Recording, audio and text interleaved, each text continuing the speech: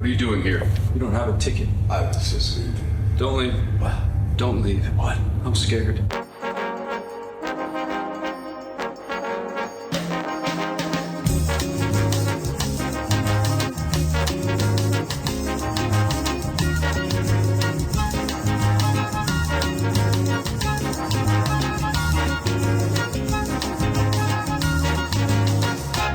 It is such a good night to kiss. It is such a good night to dance. It is such a good night to Scooby-Doo-Doo-Doo, Scooby-Doo-Doo-Doo, Scooby-Doo-Doo-Doo, love. Hey everybody, and welcome back to What the Hell Happened to Them. This season we are making Whoopi, that's right, Whoopi Goldberg, Hangin Ten, the cameo appearances. And we round out our 10 cameos with one of the craziest. Does she play a breast for one line? No. But something even crazier, in fact. But we'll get to that in a quick moment.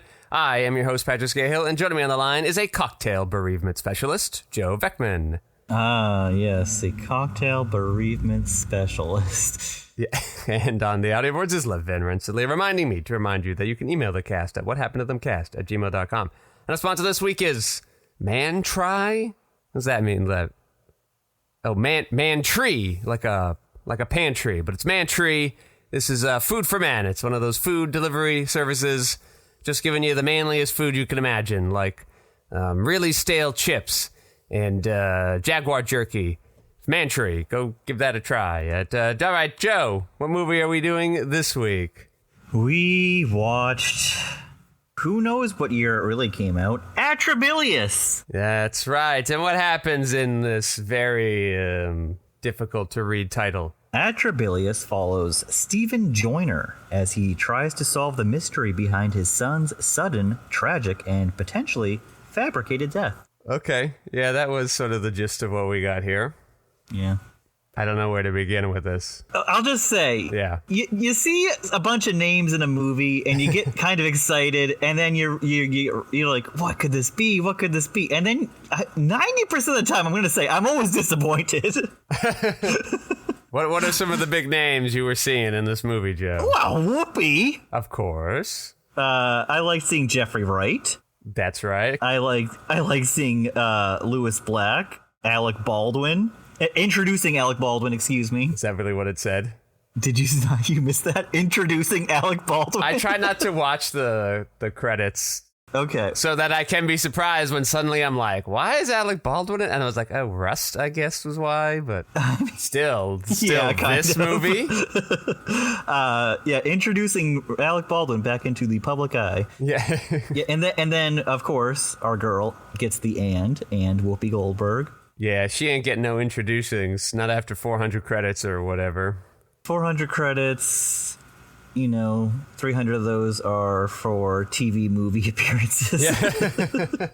Half of them are on the Muppets. And then kind of like our co-lead is Mark Boone Jr., who I know from Sons of Anarchy and Batman Begins, where he's the really fat cop who Batman beats up for he's the first victim of Batman. He's one of these dads that just randomly disappears halfway through the movie. Mark Boone Jr. is the guy with the crazy long hair and beard.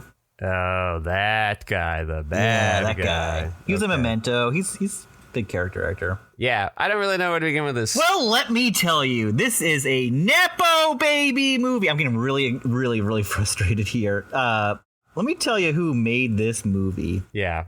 William Atticus Parker. I was like, who the fuck is that? Is he in the movie? I think he might be in the movie. He is in the movie. He plays Anton Cantileve. One of the random waiters in the bar known as Atrabilious. Do you know who William Atticus Parker is? Think of your Parkers. Do you know a Parker? Do you know a Parker with 3 names? I do, because I caught them in the thank yous. Oh, here. yes. Mary Louise Parker. Yes, and Billy Crudup. Billy Crudup is the dad. That is his father, yes. I mean, but of all the Nepo babies, the parents aren't the most famous. Don't be rude to Mary Louise Parker. I mean, it's not like Maude Apatow, right? It's Billy Crudup and Mary Louise Parker. Billy Crudup he's on the morning show, right? Is he still on that? I don't know. I know 3 actors, and I don't think Steve Carell made it to season 2, so I don't know. Well, he's also in charge of, he's a producer, a writer, the director, the cinematographer, and the editor. And you know what? You can tell! Well, the movie only had like $20,000. That's true. The movie had a real love amount of money to be spent on it. Well, so, let's see. I want to know how many obsessions we could make with that. Yeah. What was the budget of Obsession? $750,000. You can make 37 and a half obsessions. No. No, you can make 37 and a half Atrabiliouses. Oh, sorry. Yes. You did it backwards, Joe. I did it backwards. So yeah, why make one obsession when you could make, 37 and a half Atrabiliouses? This is what I'm always complaining about with Hollywood blockbusters. Why? Obsession is a blockbuster now.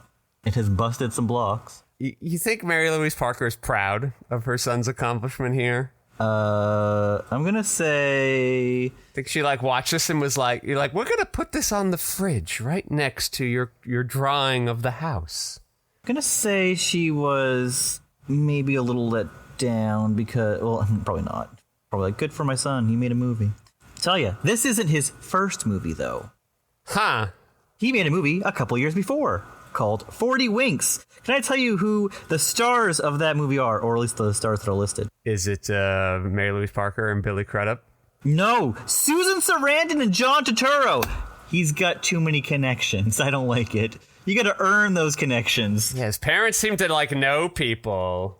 Yeah, because they're famous. 40 Winks Software. What is this? This is like some kind of game from 1999. This 1999 PlayStation game, higher Google value than the movie 40 Winks. 40 Winks Motel? 40 Winks Musical Band? Where's this movie? Are you sure this movie exists? This movie definitely exists. I'm looking at it right now. 2022 film. American crime comedy drama. Yeah, this one was called a comedy too, and I don't think there was any joke or anything in there intended to be a joke. You were having a laugh riot with this one? Yes. A struggling hypnotist in New York is blackmailed into being the world's first hypnotist hitman after a mysterious woman finds out his degree is fake. What? Is that the 40 Winks? Got a 6.1 on IMDb. That's insane. Wait, did you just read the plot for 40 Winks? I did, yeah, right there. Oh, Jesus, okay. On Tubi. On Tubi. Yeah, of course. God bless you, Tubi. And he also had a short film. This kid's been working. He's 22 years old. Working is a strong word. I just wish this movie was a something and not a okay. We gotta sit through this one. Well, what I found crazy was it opened up and it had this pacing that was evocative of Nina Menke's films. And I was like, is this going to be sneaky good? Are we getting the Inland Empire kind of lo-fi treatment here? Wow. Oh, okay. I was like, yeah, okay. And then even it felt a little like a safe place. And then it felt a little bit like Citizen, that very first Whoopi film we did. And I was like, But then more plot kept happening and extremely terrible audio. And I was like, yes. Oh, this is just bad. This is just bad. And the story makes no sense. I don't understand what's happening. I don't feel like my characters understand what's happening. Everybody's sort of saying the same words at each other over and over again for some meaning. I don't understand what Jeffrey Wright is doing in this movie. He's having a chess game. Yes, I don't understand how it relates to anything other than the fact that William Parker apparently has seen Seventh Seal. So, what? His mom got him a Criterion subscription for his birthday. Well, I don't know if you saw the whole credits, but at the end of the extremely... my friend, I did, and I screenshotted them so we could talk about it. Also, in loving memory of Sidney Poitier and Michael K. Williams. Did you catch that one? Yeah, I did, and I was just like, what the fuck do you even... how are they involved at all in this? Like, you're just like, these people were dead and I wish they didn't die. Like, do you understand what an in memoriam is for? Michael K. Williams, an incredible character actor. Yeah. Most famous for The Wire. Yes. Is Omar. By the time I feel like Michael K. Williams had his peak, this kid was 3 years old. Like, I get we go back and watch things, but he's 22. Is he really watching The Wire? But, like, these people didn't die recently. I know. That's what's... Sidney Poitier. Like, when did we lose him? I thought we lost him like 30 years ago. I know we didn't, but I'm just saying. Let me read you his inspirations. Yes. To my inspirations, in alphabetical order. Right? In between the aggressively long special thanks, which makes sense, the movie was $20,000, and the in memoriam he's just like a list of inspirations, and it's a bunch of directors, and I go, none of these have anything to do with this movie. But Joe, go down that list, please. It's just so like it's a good variety, but it's just like, where do we see any of this? Albert Brooks. Oh, because it's a comedy. It's a comedy. It's a laugh out loud comedy without jokes. Ari Aster, because it's demented to watch. Yeah. Alfonso Cuarón. I don't get any of that. I'm sorry. That's spectacle. There's no spectacle. There's no notable camera movements here. All right, here we go. Here's the next two. Ava DuVernay, Barry Jenkins, Bill Hader. Because comedy. Because he likes that Hitman show. Barry, yeah. David Gordon Green. Well, tension. Maybe he thought there was tension in this movie and was like, well, David Gordon Green. He used to be an indie filmmaker. Donald Glover. Comedy is my guess. Or maybe he just likes rap. He's like a big Gambino fan. Guillermo del Toro. Really don't see any of that. Do you see any Del Toro in this? I'm trying to think, like, maybe he thinks there's heart in this movie, some kind of thing buried underneath all the genre elements, but no. I will admit, I haven't seen a lot of the early Del Toro, but like post Pan's Labyrinth, I'm like, very different filmmaker. I mean, I'm finding it hard to believe this man has watched many movies at all, let alone early Del Toro. He's 22. When does he have time? This Parker kid's 22. He's 22 years old. Oh, I feel less bad then, because I'm like, yeah, my 22-year-old movie wasn't spectacular either, so we're kind of like on the same boat, me and this random kid. He has so many resources, though. Yeah, I guess that would help a little more. Hayao Miyazaki.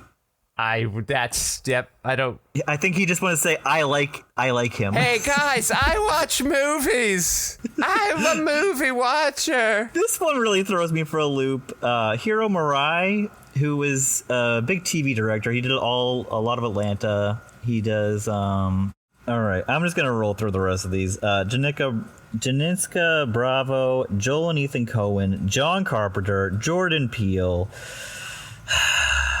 Luca Guadagnino, Martin Scorsese, Mel Brooks, Mike Nichols, Paul Thomas Anderson. This one is just so random and so indie. It's just like he's trying to get like indie cred. Riley Stearns, who's made like three or four movies. You know, slightly more than William Parker. Yeah. Also young kid. Like, I'm just like, okay, is he your friend? I don't know. Ruben Ostlund. Okay. Spike Lee. We're keep going. Steven Spielberg. Sure. We all love him. Yeah, great. This one, Taika Waititi. All right. Terry Gilliam. Wong Kar-wai. I don't know if you know, but this guy knows about movies. Mr. Parker here knows about movies. Wes Anderson and William Friedkin. And I'll tell you, William Friedkin is such a cranky asshole that if he saw his name on this, he'd be like, take my name off that right now. You take that out of your mouth, you piece of shit. What's crazy is... Sorry, it's a wild... The three things that actually felt like this movie, or this movie's worst versions of them, but Nina Manquez, David Lynch, and I already forget the director of A Safe Place.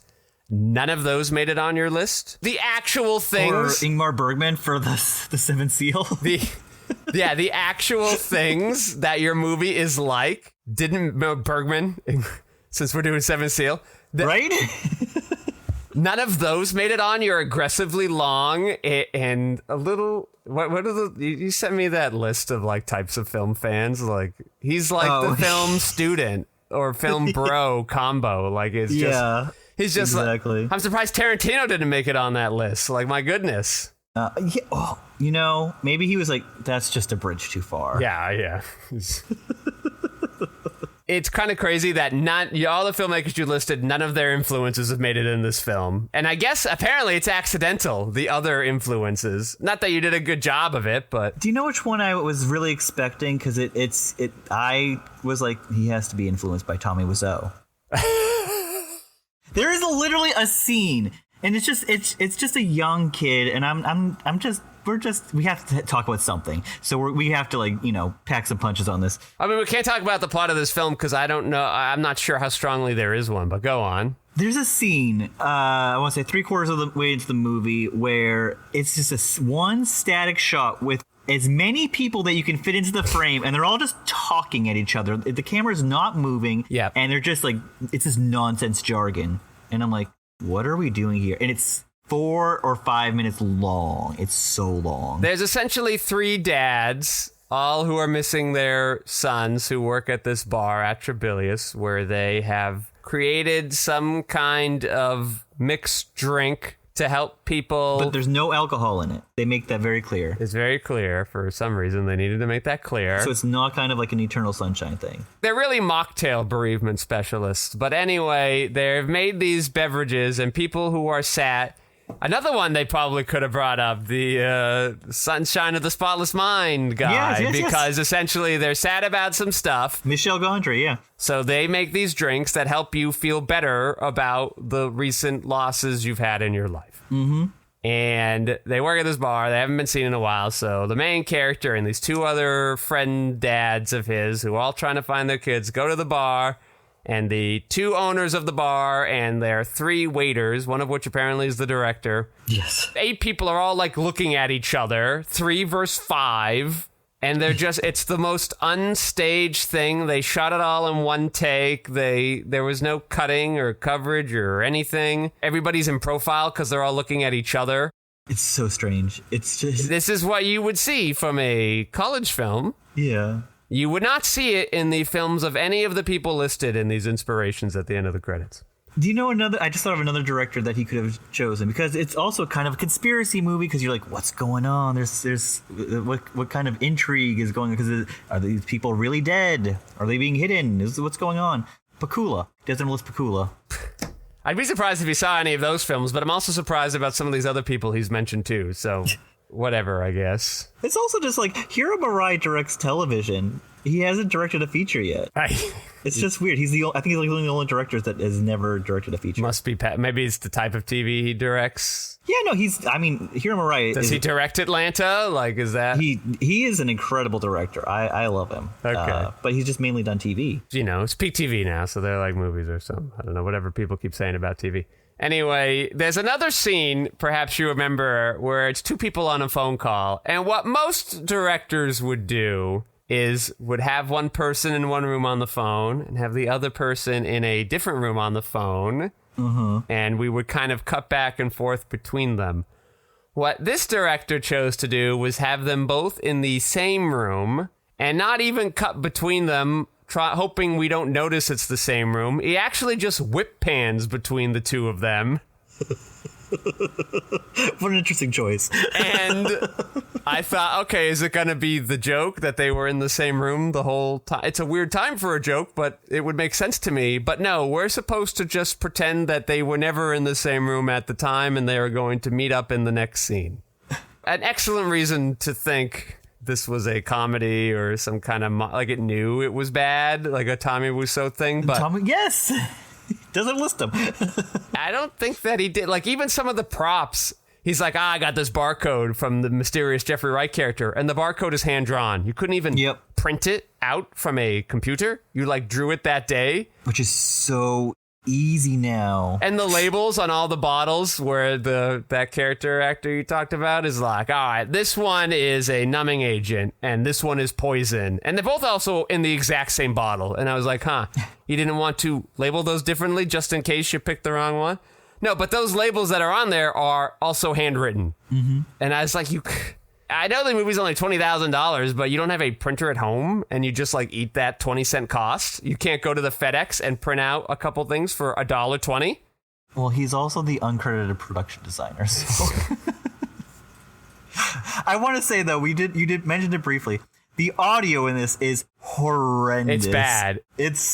I had to turn it up so loud, and I still couldn't hear anything like the main character was saying for the most part. That's why I had to put the subtitles on. Because but Jeff, thank you. You did remind me to do that before, and I was like, oh my god. The beginning of the movie, I could not understand a thing. When they're in the bar, couldn't understand anything. I had to re-watch it. I had to go all the way back. And was like, because the villain, that actor, he gives this really long monologue, and I was like, I missed just about all of that. And it might be important. It doesn't sound like it will be, but it might be. And it wasn't important, but it could have been.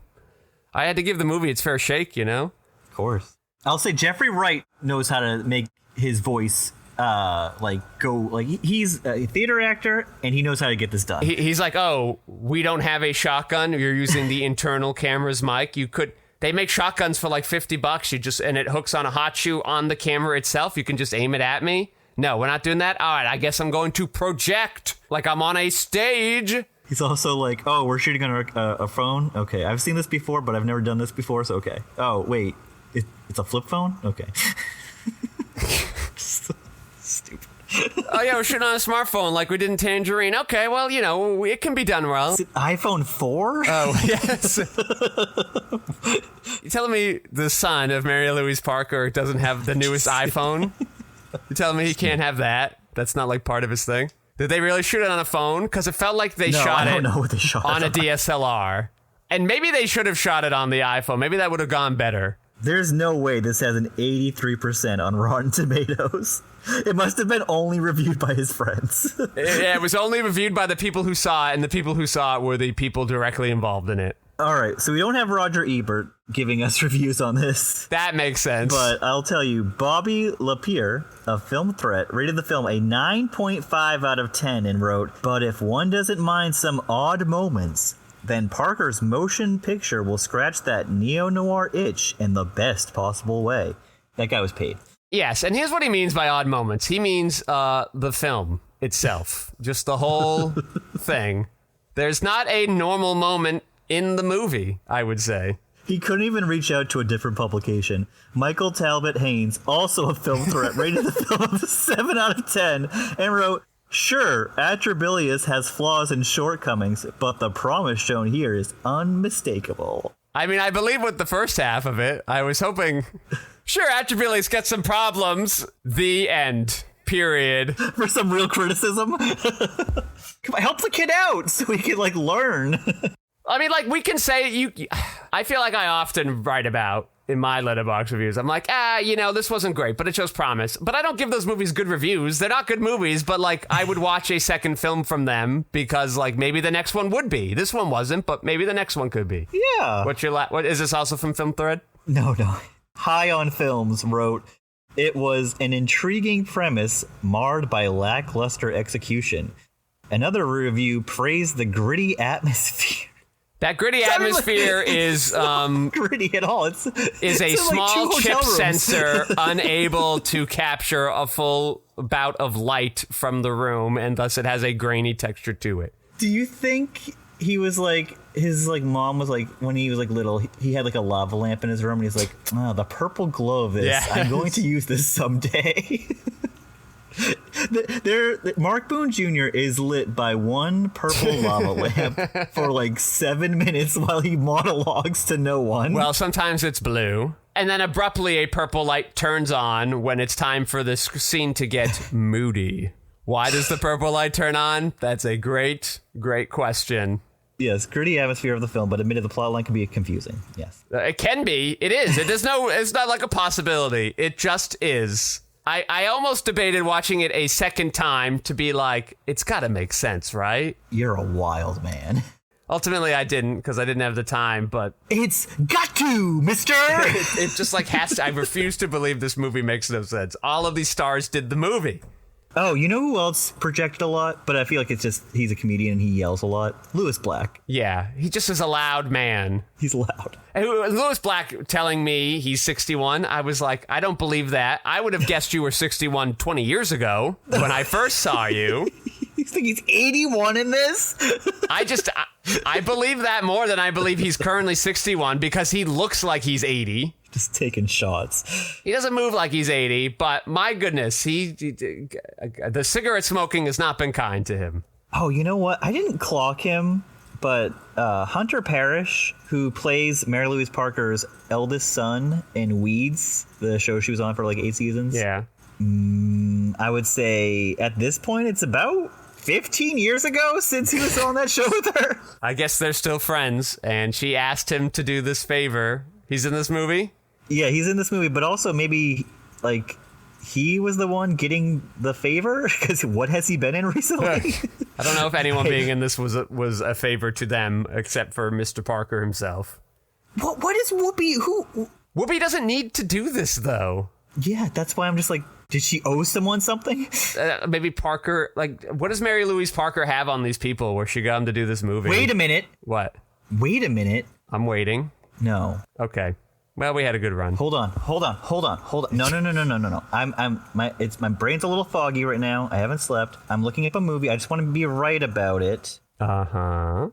Boys on the Side, starring Whoopi Goldberg and Mary Louise Parker. Oh, she's the other girl. She's the other girl. We just put this together, baby. Oh. I know. You had to go on a little roller coaster with me. We got it. Oh my goodness. She's like 30 years later. Can you be in my son's movie, please? I thought we just had Whoopi in that first scene, and I was like, all right, she had a day. That's what I thought too. They seem to have shot it in maybe her own house. It's a movie that's so indie, they can't even show where they're filming because it's all in one location. Everything is happening in one place, so everybody is shot basically in the tightest close-up you can imagine all the time. All the time. Okay, well, now how do we get Jeffrey Wright involved in this? What was he in with Mary Louise Parker and or Billy Crudup? Well, I feel like Billy Crudup might have been in more movies because Mary Louise Parker had like a very small movie career because she was on Weeds for so long. Yeah. I'm looking to see what a Billy Crudup movie would have been in for Mr. Jeffrey Wright. Going down the line here. Billy Crudup. Almost 20 years ago now. Okay, we don't know how Jeffrey Wright got involved in this. I don't know. Oh, Mary Louise Parker called it another favor. Okay, yeah. He's in Angels in America. About 25 years ago. These are some deep, deep cuts. And Alec Baldwin is just like needing work because of his impending trial. Well, yeah. I mean, he's damaged goods. He definitely has the one scene day. He maybe was there for 2 hours. He was being introduced back into the limelight. Billy Crudup apparently doing nothing to help his son make this movie, and Mary Louise Parker. Yeah, throw yourself in there, Billy. Charming everybody. He's so busy on the morning show. Oh, yeah, you couldn't get Jennifer Aniston or Reese Witherspoon to pop on by? God. Can you imagine? I bet more people would watch it. Yeah, but, you know, the more people who watch it, the lower rating it gets on IMDb. So probably they need less people to watch it. Yeah, I have no idea what Alec Baldwin... I mean, he just damaged goods. That's all right. There is another... So we get a random flashback, I don't know, 35-minute flashback of like how everything happened, and a lot of that is just watching the 3 disappeared cocktail bereavement specialists making the drink. We're like really watching it for as if any of it mattered, because we don't know what they're even putting in there. We're just seeing them make a drink, and then like their 2 friends come by and they're like, "Hi, we're gay. We're so gay. We're going to talk about gay things, so you know we're gay." And I was wondering, you think this is like a Bechdel test for gay people, but it's like there's 2 gay people in the scene and they just don't talk about being gay or any, like, they're just like having a conversation about normal things? You think like this? I think we need to cut this guy a little more of a break now that I looked at some IMDb trivia. I cut no breaks. All right, go on. What's your IMDb trivia? William Atticus Parker's sister, Ash Parker, wrote, recorded, mixed, and performed all the vocals and instrumentals while only 16 years old. I wasn't even harping on any of the music yet. The film was shot in 11 production days. That I believe. That makes sense. I believe and that he fully funded the film himself. This is all his own money. All $20,000 of it, huh? Yeah, okay. So what's that, like college tuition? That is a semester of college. He's like, I'm not going to college. I'm making movies. He's 22. He's already done with college. What are you talking about? You think so? I don't know. Well, the movie was made... We don't know. We don't know when it was made. They keep changing the dates on us. The copyright's in 24, the 1 year that isn't credited to the movie's release. Yes, it's supposedly released in 25. Wherever it was released. You know, Tubi. It's direct to Tubi. Straight to Tubi, but not a Tubi original. Not a Tubi original. Even Tubi's like, don't put our name on that. The last fact of the trivia is this is the second collaboration between Alec Baldwin and Whoopi Goldberg after Ghost of Mississippi in 96. Okay. You think Whoopi called Alec and was like, hey, honey, let's help you out. Let's throw you a little bone here. She's a good person. She might. She's forgiving. She's forgiving. Except if your name's Donald Trump. Yeah.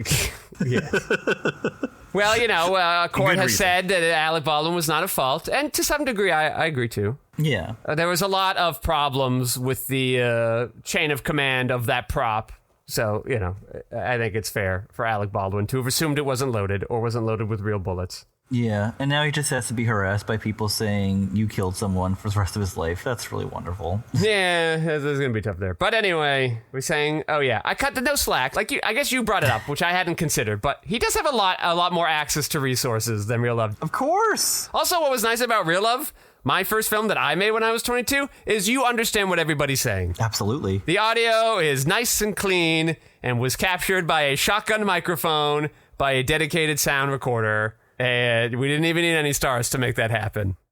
Truly a labor of love. And, that $20,000 is kind of a rough estimate. It wasn't like hard cash. There's a lot of like in-kind donations and like food we had to get for the cast that like wasn't part of the production cost. It came together. Whatever we can pull together. And some of that also was like buying the equipment. Mm-hmm. The camera we bought outright. We didn't rent it. The sound recorder, same thing, just so we could make movies again and again much more cheaply after that. We were also one location, but we weren't hiding it. It was like part by design. We had this 2-story apartment and we just used it. So yeah, cut the kid no slack. Let's call it what it is. It also has a plot that I could follow. Yeah, yes. It's also an hour longer. It is a full 2.5 hours. All right, let's see. Oh, it was random Levi the cable guy. The main character calls up. He's like, hey, cable guy, can you come and help me? I don't understand what this barcode is. And the cable guy's like, I don't know anything about barcodes or what the hell you're talking about. This scene should probably be cut, but we're not going to do it because I guess I'm William Parker's friend or whatever. And also there's 2 dudes dancing behind me for some reason. Oh, yeah, in the hallway? Yeah. Yeah, that was weird. That's that Lynchian feel again. Weird you didn't credit David Lynch. Yeah, do you think he just didn't notice them in the background and they were just like goofing off? He's like, we had 11 days. I can't get this guy again. This scene is important. All my scenes are important. There are no small parts, only small actors. Tentpole scene. Levi the cable guy needs to be in there. I don't know what the point of that scene was. This is his Cooper Tomlinson. Do you get that reference? No. That's the kid who plays Ian in Obsession, who's like Curry Barker's like best friend in all of his shorts. Kid who plays Ian. There's only like 2 men in that, so is he the... He's the other guy. Yes. There was an aggressive amount of stabilization from this film. William Parker clearly is just holding the phone or camera, whatever he's doing, in his hands. There's a lot of mounts. Do you think he has the phone on a tripod? Sometimes there's a tripod, but mostly he's just holding it. Because apparently, particularly in the main character's apartment, when we're in there, it really just seems to be like a foyer.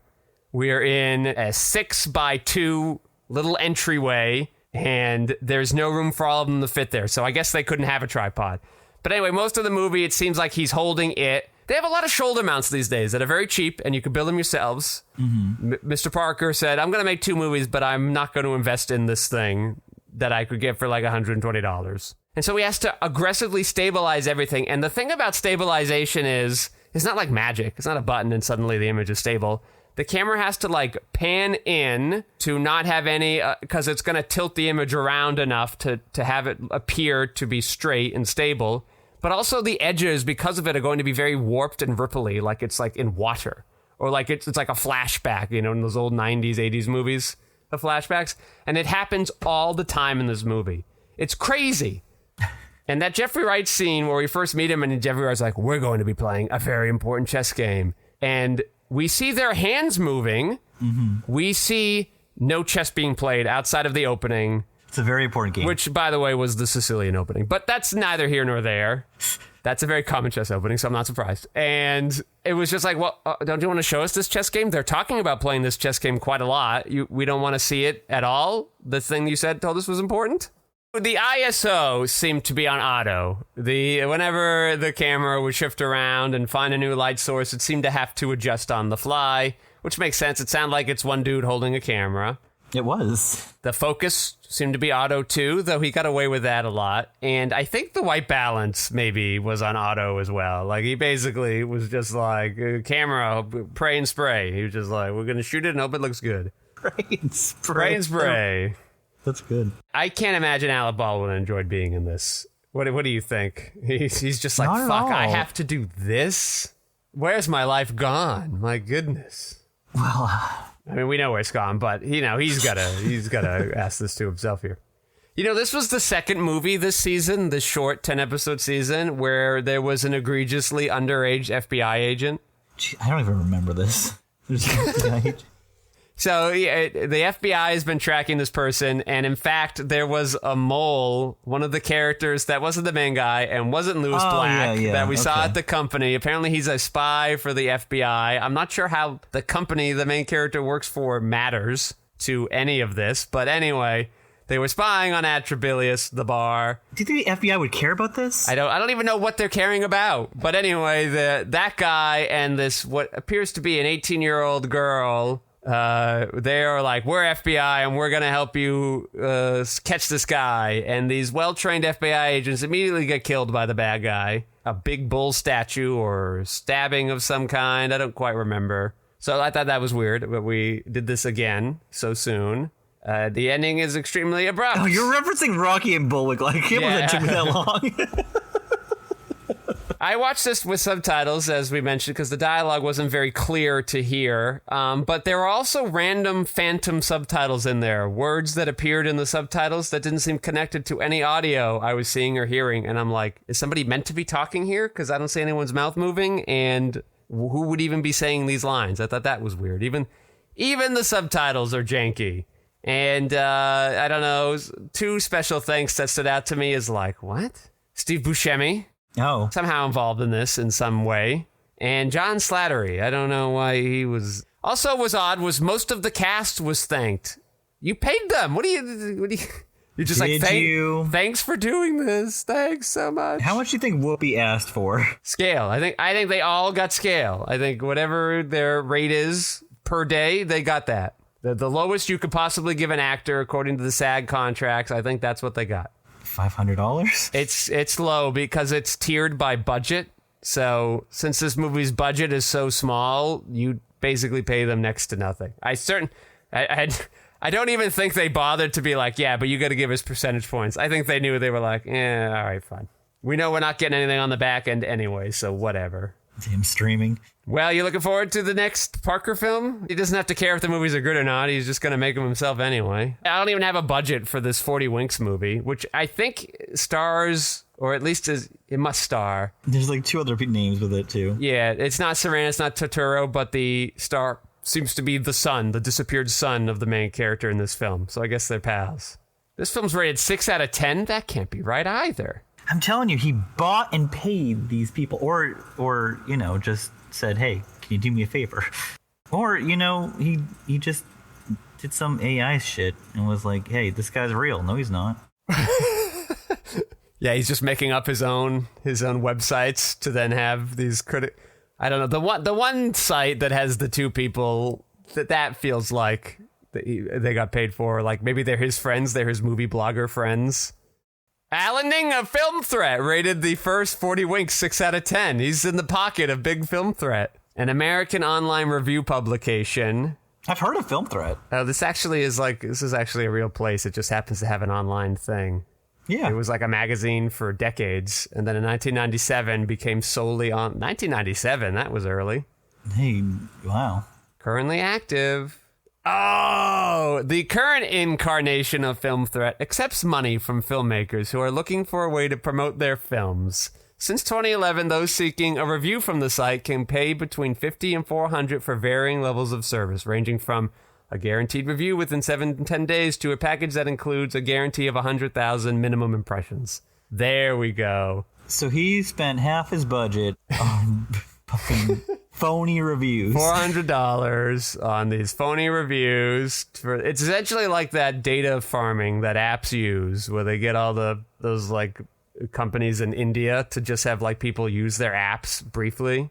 In 2011, Film Threat instituted a for-profit unsolicited submission service, charging independent filmmakers who wish to have their work reviewed by the site. Do you think this kid is like fan of Jordan Peele's like horror movies, or if he's a fan of his comedy stylings? Because this is a comedy. I don't know. What a weird thing.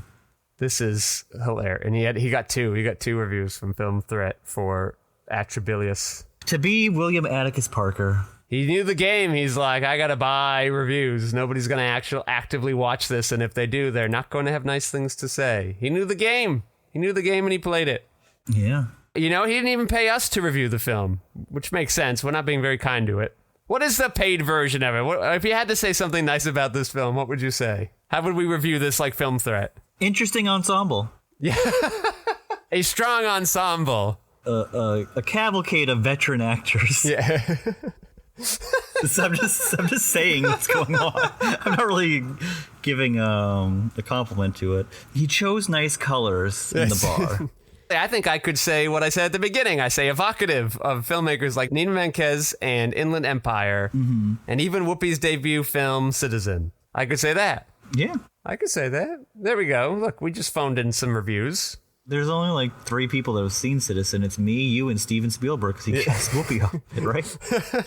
I would have to think. Where else would you cast her for your major motion picture and a starring? She's a comedian, so no. The whole story is that she was. Steven Spielberg's at a comedy club, and he goes, "Oh, Whoopi, you made me laugh so hard. Can I cast you in this coming of age drama about Reconstruction age America?"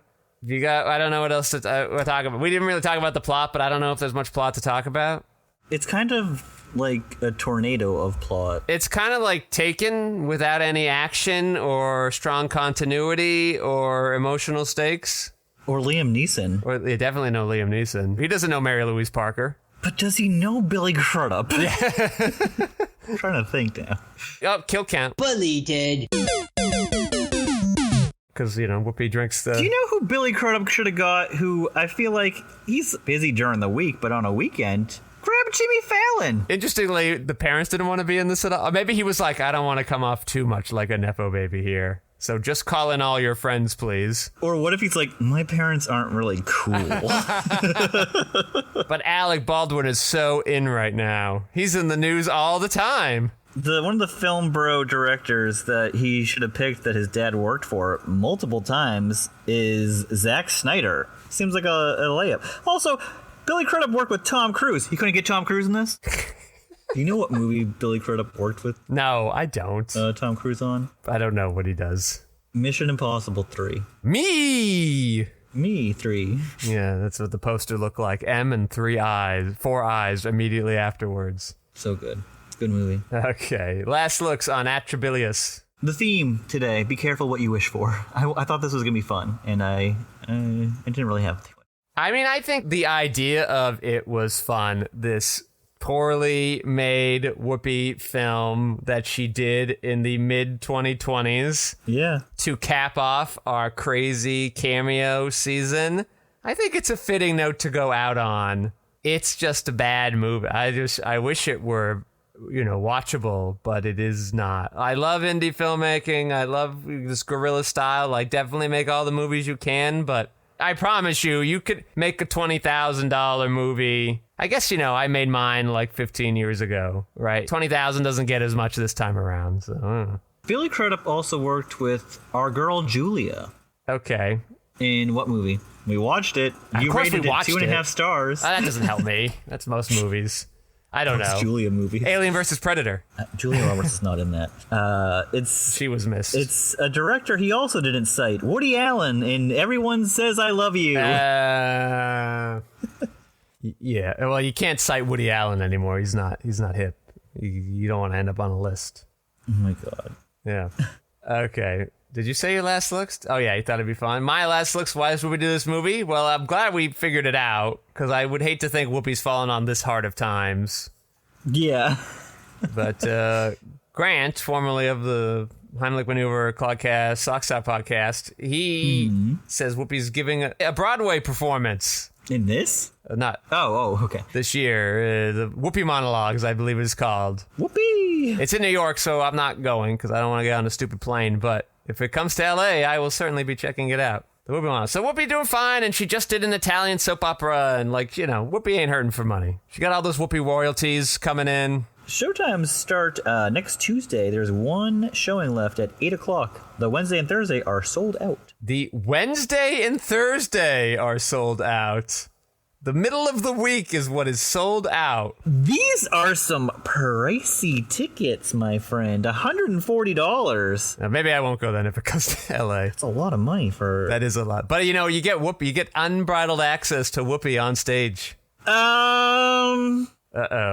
Did we do the full research on this, Mr. Grant? The Whoopi Monologues, a remarkable ensemble of 5 women bringing Whoopi Goldberg monologues back to the New York stage.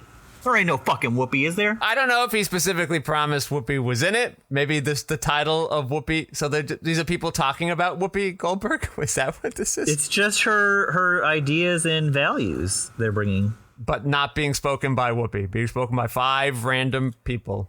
Do you think the people that have bought the tickets know that she's not going to be there, and they're like, you're going to show up and like, who the fuck are these people? Yeah, wait, where's Whoopi? Where's Whoopi?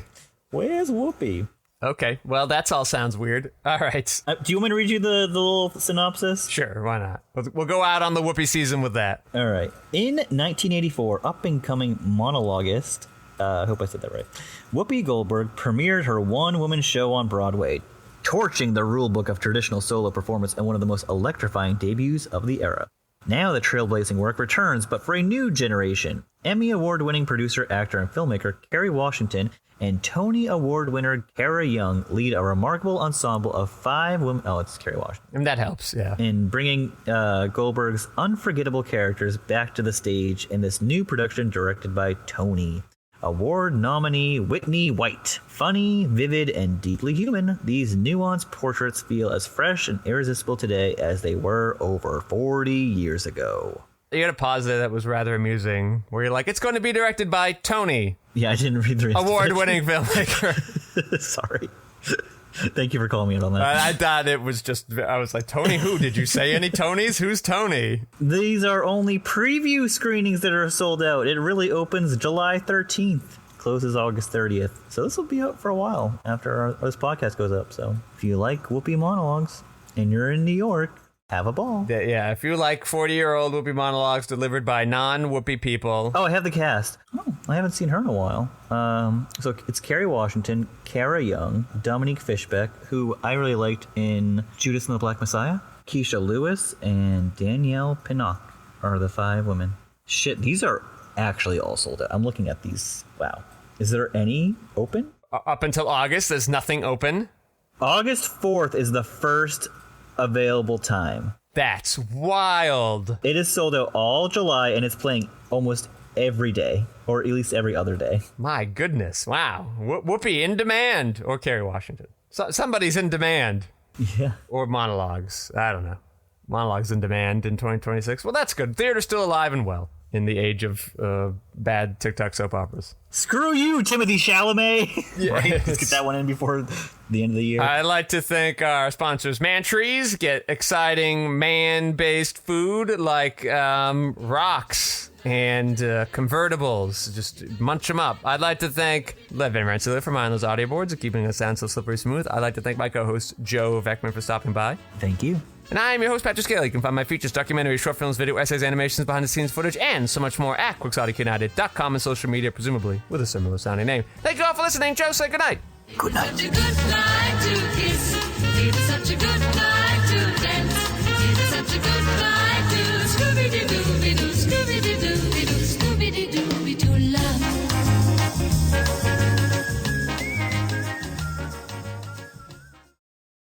Well, I want to know why you I didn't mean to. why you taking me to task on the town common of Letterboxd? Oh. What dog do you have in that fight? My goodness. Well, first of all, that was one of the first movies I saw with Chris Yancic. No, one of the first movies we saw was Alien vs. Predator 1. I didn't see that. No, I didn't see that. Well, who the hell was that then? That was not me. I've never even seen Alien vs. Predator. That's the thing. Well, you go watch that one, and then you watch this one, and you're like, oh, okay. At least this was watchable. That movie is notorious for not being properly lit. Yes, there is a lot of... And you even say it. I do. I can't see some of the stuff, but, 2.5 stars. Even though you're notorious for your 2.5 stars mean a little more. Usually, I was expecting like a 1.5. The thing is, I try to rate the movie against what the movie is trying to do. This movie isn't trying to be The Passenger. The movie is trying to be popcorn action movie. And maybe if I hadn't seen Alien vs. Predator 1 like you, I would have been like, huh. But I don't know. I saw enough of the movie. And It's just busting your balls, though. And you're like, 1.6 stars. And I go, don't follow the sheep, Joe. Follow your own drum beats. Yeah, I thought it was a sucky movie. It was so sucky that Yancic apologized to me. He's like, you gotta know the rest of the franchise. At that point, I had never seen an Alien movie. He didn't apologize for the first movie. I know I saw that with him and a mystery third person. That was a bad movie. At least this one was like, oh, okay. I like this structure more. Gotta see the guy from Rescue Me. The other one's just like randomly in Antarctica, and it's the president of the Wayne Company that in 2,000 years will be trying to get the... That never seemed to matter, though, and it didn't come up at all in the second movie, which I thought was better. So who do we root for? So in this one, why I wrote the Deus Ex thing in there is it's really aliens just for a lot of the movie, where you have a lot of people trying to they don't know what's going on. They're just living their daily... It's our town for a bit, and suddenly aliens are infesting the population. And then off in storyline number D, there's the Predator who's like, what the fuck? How did this infestation happen with one of my guys getting aliened? I gotta go and clean that up. And he's just following in the wake of the alien. Meanwhile, aliens are trying to eat all the people in town. So I thought, we got these 12 little short stories and they're intersecting in the small town life. Meanwhile, aliens are coming and eating them. That's why I put the Salem's Lot thing in there. That's a reasonable structure than just we're going hunting in Antarctica for alien to help cure cancer or something stupid. I don't know. This movie, very clean, fight to survive, get out of the town. And then eventually the Predator caught up with the main storyline and was fighting the big bad alien boss as the main characters are trying to escape in a helicopter. Reasonable enough, I thought. Yeah, of course. The main important thing is... Yeah. It's your opinion. Yeah, I'm just being an asshole. Yeah. I just have all the crazy takes I have. I'm why do you give a shit about it? Why are you even researching this? It's just one that I've seen, and I know it's trash. If I went in expecting worse than what Alien vs. Predator 1, because nobody ever talked about Alien vs. Predator 2, and they didn't make an Alien vs. Predator 3, so I'm this must be unwatchable. And I was just oh, watchable. Wow. Yeah, watchable if you really peel your eyes open. The parts that were dark were the parts it was just sort of the alien fighting, the Predator fighting a bunch of random aliens in the sewers, and then in the climax, I go that's the stuff that interests me less anyway, so whatever. The fighting. What most people go for. Watching the people parts I could usually see, because you have to light them differently. In the dark, there's not really a lot of black people in there, so you got a lot of Caucasians in this Colorado town standing brightly lit against a black backdrop Whereas the Predator and the Alien, both extremely black-looking creatures, they don't show up as well in the night. No. So the human parts I'm seeing, and it's actually very grisly. I was just like, wow, you killed off those characters? Jeez. This movie, bloodthirsty. I gotta see this 1776, though. That's a 4-star for me. I do enjoy that movie. That means something still. That means even if you gave it 2.5 stars, that would just fucking... This probably wasn't one of the first ones. This was probably one of the last ones I saw with Yonchich because of that. The Strauss brothers, they made Skyline. I don't know what that is. Skyline? Skyline was this like movie where I only know about like very little information. It's got a lot of sitcom stars on it. It's got a lot of guys from Dexter. And it's aliens. There's aliens, right? Yeah. They're just being like sucked up in a spaceship. I don't know if you see the aliens. I know it's got some bad CGI. In the Skyline movie. Why are we bringing up the Skyline movie? That's their other movie they made. They made 2 movies. Who's they? The people that made the Requiem. Oh, they were different people than the people who made the first Alien vs. Predator? Oh, yeah. Huh. Who made the first one? Let's see. Paul W.S. Anderson. Oh. My 3rd favorite Anderson. Paul Wes, then Paul Wes Anderson. I mean, I can't remember much of the direction in Alien vs. Predator 1. I just remember the script being very, very poor. Yeah. He should have apologized to me after that movie. My goodness. Which one? The first one? The first movie, yeah. Did you watch it? I watched it with him, and I thought you, but there must have been a third mystery person in there that I don't know. Anyway, we'll talk about a real 2.5-star movie right now, Mr. What is this movie? Atrabilious. Okay, we got some talking. If you can just No, I'm joking. I do have a lot of thoughts on this movie, though. I do after the fact of me figuring out who the director really was, and we'll get into that. Oh, ex post facto. Okay. All right, I'll be quiet so you can get some important room noise. tone here, and some water drinking.